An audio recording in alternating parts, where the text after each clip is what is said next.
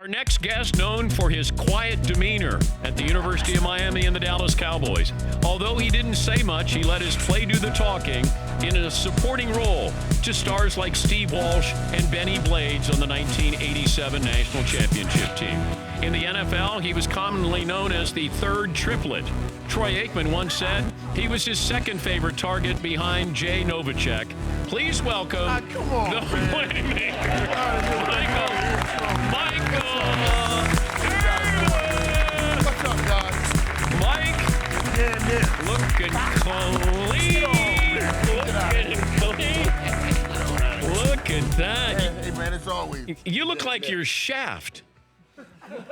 That's a good one. I like that. That's a compliment. That is a compliment to be Shaft. Man. Yeah. That was a cool mother brother. Yeah, but like That was a cool mother brother. the original one was Richard Roundtree. Yes. Shaft. Yeah, man. Right on. And then you watch. Can you dig it? Didn't Samuel L. play him in a movie? I think so. Yeah, I know when I saw it, because when he played the movie, I was like, he got my part. Darn, he got my part. I'm supposed to do that movie, man. How many movies have you been in? I think about 3, Dan. And So don't say you did more than me. Don't even try that. No, I did. Mike, I've been in 17 movies. I've not been in 17, Dan. Paulie, Yeah, 17, Mike. You're Dan Ed. What you think? Well, I expect you to say that. You're Dan Ed. He Paulie. Yeah, you're 17, Mike. 17, Mike. Come on. I don't take your word. You with him. You know what I mean? Come on, man. I've been in a lot, Mike. So you were in Longest Yard. We were both in Longest Yard. And we did, what's the one? Jack and Jill. Jack and Jill were in that one. We did Jack and Jill. And then there was this other movie I did. Well, actually, I did 2 more, actually. One, we don't need to talk about. We don't need to talk. But the other one was pretty good. You don't know what it is. No. I noticed you were stalling when you got pretty good, and you're trying to go, yes, Paulie. So it didn't ring up anything. I got Michael listed in Jerry Maguire as well. Oh, well, I think that I didn't really go in being in the movie. They just kind of used some highlights of mine, and they didn't send any checks. Okay, but That doesn't count. But my wife says if no money came in, she doesn't count that as work. But didn't the Cardinals play the Cowboys with Rod Tidwell? Was that the game that they showed? Yeah, yes. Yeah, so they showed the Cowboy highlights, but then Rod Tidwell. Right, exactly. And so they put us in there. But again, Jerry must have got that money. Well, how good do you think he was as a wide receiver? Who, Tidwell? Yeah. What do you mean? How good was he? Did he look like he had talent? Oh, and selling the piece. Yeah. He did. He was all right. That was a good movie. Now I love the movie. But you could tell he was acting wide receiver. Wide receiver, it takes something to play the position. You know what I mean? And it has to be engrafted in your spirit because we're different people. When we talk about Antonio Brown and these guys out here, you got to understand we're the most dependent person in the world. We're out wide by ourselves, but we can't do anything without someone else. Dependent, which brings conflict within your spirit. So people call us divas and all of that, but really we're just complex people. I'm enlightening you guys. Why is that funny? I'm giving you the truth. It's just, you know what I'm saying? Oh, I know. I'm listening. Yeah, complex people, man. That's what it is. Does Celine Dion know you have that on? Is really that was the first thought I had. But I love Celine Dion. Yeah, I love her. Yeah, man. of course you do. People expect me. I just like her. I love Sam Smith. That's the kind of music I listen to. I think because I'm so big and black and hard, they think I listen to all the hard stuff. But you don't listen to rap? I do. My son raps. His name is Tut Tarantino. Wait, what? My son, right? What's his name? He raps under Tut Tarantino. His real name is Elijah Irvin. Okay. But listen, get this out. I swear, if you go on iTunes and listen to him, he raps about some of the hardest stuff in the world. And I say to him, son, you grew up in a 20,000 square foot gated community home. How can you rap this stuff? Where does this stuff come from? You know what I mean? Your son is using your childhood to rap about. Oh, my God, right. I worked hard to get you out of this, and you rapping right back to it. What is going on? It blows my mind, man. I'm telling you, if you listen, you be like, You can't rap about a private education. Oh, I mean, God. I'm sorry. Private schools his whole life. His whole life. You grew up in a family of 17 kids in 2 bedrooms. Right. And he rapping about my days. Right. That's what trips me out. And the guy just tells me, Michael, this is how young kids express themselves. You just got to let them go through this and everything. I'm like, well is this any reflection on my parenting? But what's Mom think about this? Well, for a long time, he wouldn't let Mom hear his music. She don't want to hear it, Dad. Don't let her hear it. And I couldn't hear it for a while. And then I finally heard it because he started getting out on iTunes. He had a couple albums out. Then I was like, oh, man. I'm like, man, I mean, you sat next to me every Sunday in church. Did any of that get to you? Did you hear any of that? It's just funny stuff, man, when you hear it. Now, I like rap. Just not that hard. When did you decide, because I do feel there's an entertainer in every athlete. To a certain degree, you like to perform in front of people, but there had to be a moment, I don't know what you were like in high school, but when you got to the U, there was an entertainer that was in there, and I don't know if you knew it was there. Well, Dan, I got a love for people now because I grew up, like I said, with a big family and around people and everything. So yeah, and I love laughter. Like you guys, that's the greatest thing in the world is laughter. I don't care. It crosses everything. We can have fun. We can laugh. We can joke. And since I made a lot of dumb decisions and stuff like that, I like to laugh at me too. And people laugh with you if you will laugh at you. So I do enjoy that aspect of it. And just giving truth out. And the most funny thing, I think, is always in the everyday thing. The Bible says in those things that are common to all men. We all have those things. And you can stay in there and, I think, find funny things all day. Yeah, but you're catching a first down, and granted, you would get a 4-yard pass, right, and you made it seem like you got an 80-yard pass. Well, because, listen. Right? It can take, the journey from goal line to goal line is a long journey. In between it, in order to get that through that long journey, I thought when I was a young age, I said, if I just had a few small celebrations along the way, I don't have to wait till I get to the big celebration, because that's too long of a journey. Yeah, that's true. But if I just make a small celebration here, small celebration here, small celebration, then I can get to the big celebration. So the first downs became the small celebrations. And if you just keep getting the small celebrations, you'll end up in the big one. That's why I always say. So I started doing the celebrations on the first down. First down. Then we got to the touchdown. You know what I mean? That gave me more celebrations. Who was the drive. best at celebrating? Oh, my God. What do you mean, besides me? Yeah. Dion was pretty good. Dion was good. And we used to come up with stuff. I mean, we Wait, would you practice it? Oh, we had so much fun, man. I'm thinking about this. What do you think about thinking about this? Hey, I'm thinking about doing this. Just because we had a great team, and so we had fun with it. We took it to the next level. We already knew we were going to win the game. But But let's come up with some stuff. In the Super Bowls, okay, we know we're going to win. Let's drive the price for the MVP up. Nobody signs the deal with Disney World. Nobody signs the deal. Maybe they pay people $25,000, $50,000. Nobody settles for less than $150. So if nobody signs, Wait, they got to. Did Troy agree too? Troy wouldn't participate. Troy's like, these guys. And don't come here with that stuff. And who won the MVP? Actually, Emmett. Didn't Troy win one? Yes, that was the first one. Oh, okay. And then when we got to about the third one, we figured that we should, second and third, we should kind of collude on this deal. So we colluded on the deal.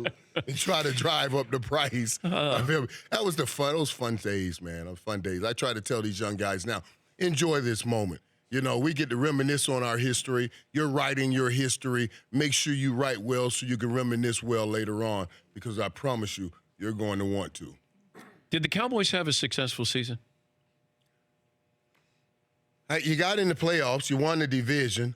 I have to say that's a successful season. They didn't get to where they wanted to be. And I think if they didn't wait so long to make the decision, or if they didn't think that they can go in with a bunch of number 2s and 3s at wide receivers before I urged them to go get Amari Cooper that raised the level up. You know what I mean? They could. Wait, did you tell Jerry to go get Amari Cooper? Hey man, listen. You don't think he listens to me?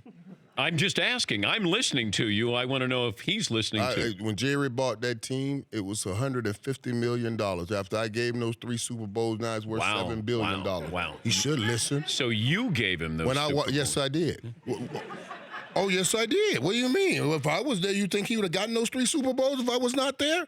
Absolutely. I gave plenty of people rings. A lot of guys didn't even play on them teams. They didn't get on the field. I gave them rings too. Yes, I gave them rings too. You know, I was with Phil and Boomer Esiason. I said, man, are you guys going to the game? And they were like, well, we don't have tickets. The game was in New York. I said, you need tickets? I said, what do you mean you need tickets? I said, man, the game's in Dallas. I'm pulling up in my Bentley. Boom, open the gate. I ain't got no ticket. I ain't got nothing. I'm walking right to Jerry's box. Ain't nobody saying a word. Ain't nobody saying, Mike, where your ticket? Let me go get Jerry. We'll be right back. We'll be right back with your plan to leave. We'll be right back. Was Cole Beasley correct in what he was saying, that the front office is the one who decides who gets the football thrown to them? That's impossible. It's flat out impossible that the front office can make a decision on who gets the ball but they thrown. could, because Jerry could say to Jason, I want to make sure Amari Cooper gets the ball. I want to prove that we got a great deal when we traded a first-round pick for Amari Cooper. I don't think that's far-fetched to say that, Mike. It's far-fetched. Okay. It's far-fetched. Are you joking? No. This is Jerry who's involved in the play calling. If Jerry has to say that to Jason, then we need to get Jason out of there. Let's get Amari Cooper the ball. Amari Cooper is a bad boy. Is Cole Beasley good enough to be a Julian Edelman type? And that, man, Dan, you hit the nail on the head. You hit the nail on the head. Cole Beasley wants to be Julian Edelman, but he's not in Julian Edelman-like offense. Tom Brady plays the game inside out. So he's going to play with Gronk, Julian Edelman, and the guys on the outside will get to you later. The Cowboys play the game outside in. Yeah. They're throwing to the wide receivers outside, and if they get double-teamed, now you're one-on-one inside. We'll throw the ball inside. Beasley has to understand that. That doesn't come from Jerry Jones upstairs. That's the philosophy of the offense. Okay, I got a couple of questions for you. I don't know if you'll think they're good, legitimate questions. Would you rather have Julian Edelman's career or Calvin Johnson's? Julian Edelman or Calvin Johnson? I'm in the Super Bowl rings, buddy. Okay, all right, but I said Julian Edelman too. Yes, I'm in the Super Bowl rings. Yeah. Ultimately. And I would take your career over Calvin Johnson's. Of course. Yeah. Why? I just wanted to let you know the Super Bowl ring. Well, there's reason. I met a guy the other day, and he said, "Man, Mike, man, he was talking about Randy Moss. I said, Randy Moss is a bad boy." He said, "Yeah." I said, "But Randy Moss didn't win a ring." He said, "Yeah. So you want a ring?" I said, "No. I'm an S brother." He said, "What do you mean you're an S brother?" I won S rings. Plural. And then I won them not on one level, on levels. College and pros. I'm an S brother. Are you better than Randy? You put an S on me, brother. That's what you do. Are you better than Randy Moss? I'm an S brother. Let the S tell you that. I got rings on levels. But then that means that Julian Edelman is better than Randy Moss because he has rings. Yeah, hey, you got to have a ring. That's what I say. Okay. That's what I say. Okay. The game of football is the game of football, but there's a purpose to it. All of my catches end in rings. That's what I'm saying. Better career, Gronk or Jason Witten? Gronk. Rings. Gronk got rings. Gronk has it now. But they're both first ballot Hall of Famers. Okay. They'll be first ballot Hall of Famers. What happens on Sunday? That's going to be a good game now. Because now this team here, the Rams have everything they need to beat the Patriots. And let me tell you what I love about this too. I love the stories of football. Like, look at this here. You got the GOAT coach, and the GOAT quarterback going up against the young guys. The young guys, just like the argument you've had with mom and dad. When dad always said, well, shut up, you don't know nothing. Now the young guys saying, we know something now. We're in the Super Bowl. So this is a great game. This is a great opportunity for Sean McVay and Jared Goff to strike it for the young people that didn't know anything and to beat the old head. But it's going to be tough. They got all the tools they need, but just executing them sometimes is a different thing. Because Tom Brady and Belichick, they just execute. They just execute. May be boring, may not be nice, may not be fancy, nothing that works for your Instagram and your Twitter, but they just win football games the easy, the straight way. They just, it's just so hard to beat. I want the Rams to win. But it's hard to go against those Patriots, man. It's hard. Is Brady better than Troy? Brady's the greatest of all time. All right. Bar none. I know you're territorial with Troy. Yeah. But no offense to him. But now, Brady's the greatest of all time, but I'm okay. I will still take Troy over everybody. Period. I would take Troy over everybody. So if we had a draft right now, and you can have Brady or T. Roy or anyone else. I'll take T. Roy. Okay. Brady's great for his system. Brady can't play in but I don't think Brady can play like in Troy's system. I think Troy can play in Brady's system because Troy has an arm to throw outside, strong arm, throw bang eights, deep ins, deep outs. He has a great arm for that, and he can still throw the inside things. Brady in his system. If you give me, you say take any quarterback now in the league, and we don't know what offense we're putting them in. I will take Aaron Rodgers. I'll take Aaron Rodgers over Tom Brady. I'll take a few people over Tom Brady. But if you say take them and we're going to put them in their system, then I'm taking Tom Brady first. One drive, game on the line. You can have Troy or you can have Tom. And what offense? They're in their offenses? Yes. Either one of them I'm winning with. Either one. I'm winning with Troy. I'm winning. I've been in that one drive game on the line. Let's go get these rings. Remember? We went and got those rings. You know, and I've watched Tom Brady one drive game on the line. We just watched that last in the championship game, and he went and got him. You know, it's incredible, man. We are so blessed to say we lived in this time. You know, that we lived in this time. I think about the people that watch Lombardi, who actually got a chance to watch Lombardi and watch him coach. And you know, I hope they could appreciate it like I hope we get a chance to appreciate Belichick and what he's done. Seriously, Dan, it is incredible. I know.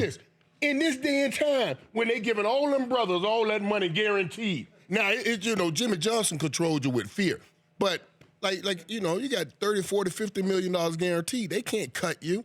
Now you got to find other ways to manage and mitigate through issues, and he's been doing it. He's just great at it. During the live look-in, we want to try to imitate your first down celebration, okay? Oh, yeah. And you'll be the judge. Yeah, okay. All right, we'll take a break here. Michael Irvin, Irvin, you can see... Who's going to do it, Jadanette? Yeah, you can see him on the NFL Network Super Bowl Sunday. Hold on, Mike. You can see Mike on Super Bowl. Hold on, Mike. Okay, You can see him on Super Bowl Sunday. It's a special 8.5-hour edition. It's only going to feel like 8, not 8.5. NFL Game Day mornings starting at 9 a.m. Eastern on the NFL Network. You're going right in a bang 8. Bang 8. That means you're going to get banged up by the safety. That means you're running this, and you're going to just a slight turn right here. The safety's going to come right there. And he's going to be a hit bang, bang when you catch it. But they tell you go up big and hold on to it. So bang 8. Okay, so bang 8. I'll go bang 8. No, we're just going to do a 4-yard. Down and in. Down and in, 4-yard. But you don't want me to come by right here and I play the safety? No. I don't want anybody to get hurt. No. We can really simulate this thing. You come here, bang, right there. Okay. He's going to do the first down celebration. Mike, you got to judge. All right, Paulie. Okay, let's go. It's Mike at the U. First down, out of bounds. Oh, okay. Used to stretch it. All right. You see, wait. You see, Was it okay? You saw that. Saw that, okay. I saw that. You Here we saw go. that one. I'm gonna get some grade on this. Oh, okay. I like it. All right, McLovin. All right. Love it. Let me see what you got.